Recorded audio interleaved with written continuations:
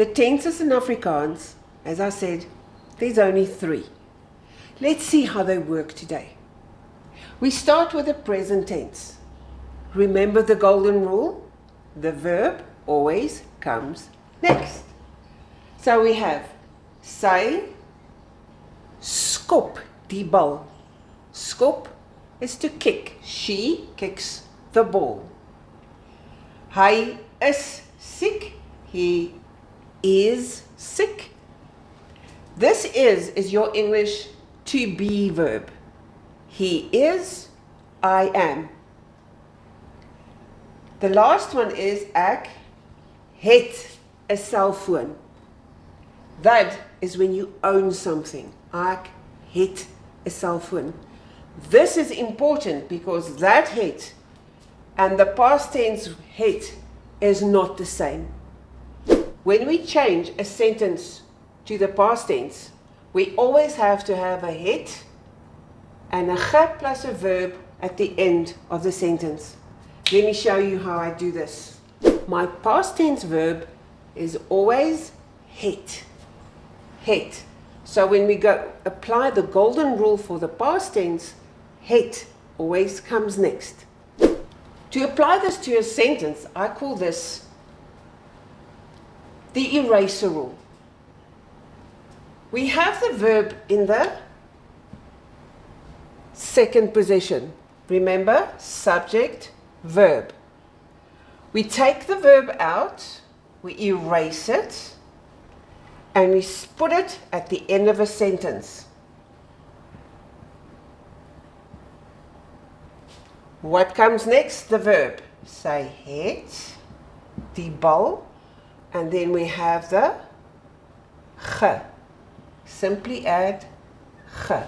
Sy het die bal geskop. The rest of the sentence stays exactly the same. We only move the verb. To put this one into future tense, we also use the eraser rule, but my future tense verb is sal, always sal. Please be careful that you do not use wil. The English word will does not translate into the future tense in Afrikaans as wil. So applying the golden rule in Afrikaans, the verb always comes next. My future tense verb is sal. What do? We erase the current verb and we kick it to the end of the sentence. The verb always comes next. And there we have the sentence in future tense. The rest of the sentence stay exactly the same. The next one we look at is the English to be verb. He is, I am. In Afrikaans, hy is siek. Remember, is my verb because the verb always comes next. Hy is siek. In past tense, we have 3 that have simple changes. Is becomes was, sal becomes so, and wil becomes wou. So, again, the eraser rule. We take is out and it goes to the back. Is becomes was. Hy was siek. Now there are 2 options here. We can either use hy was siek or leave the is at the end, but that is grammatically incorrect. That becomes gewees.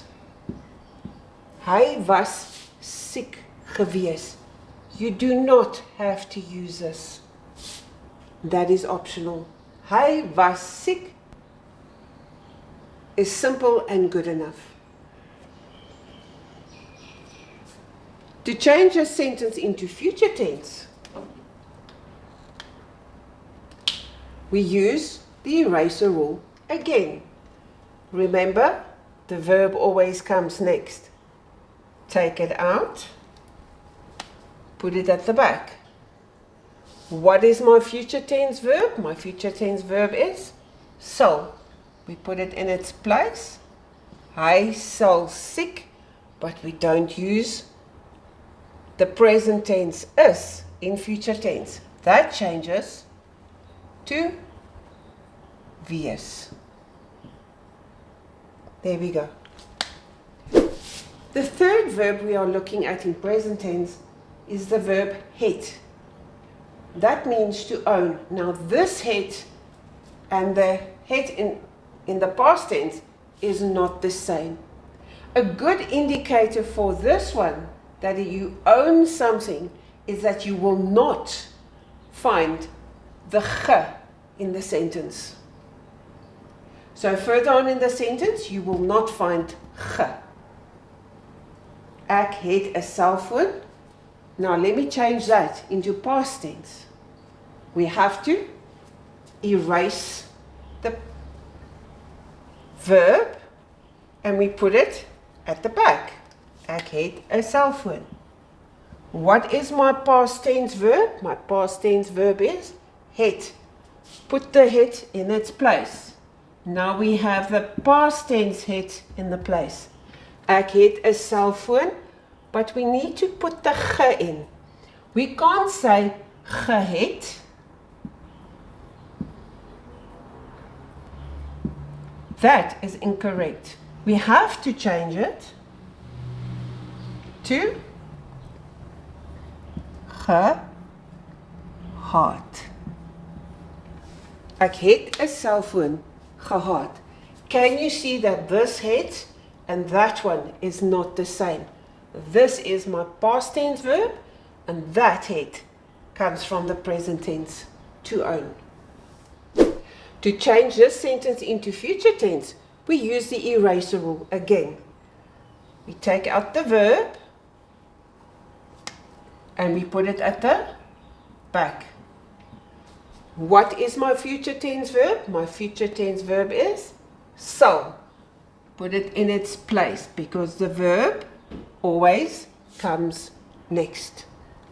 But again, we can't leave this one exactly the same as in your present tense. We have to change it to your future tense version. So in this sentence, we change it to hê. Ek sal 'n selfoon hê. This is the basics for present, past, and future tense. Thanks for watching, and remember, subscribe.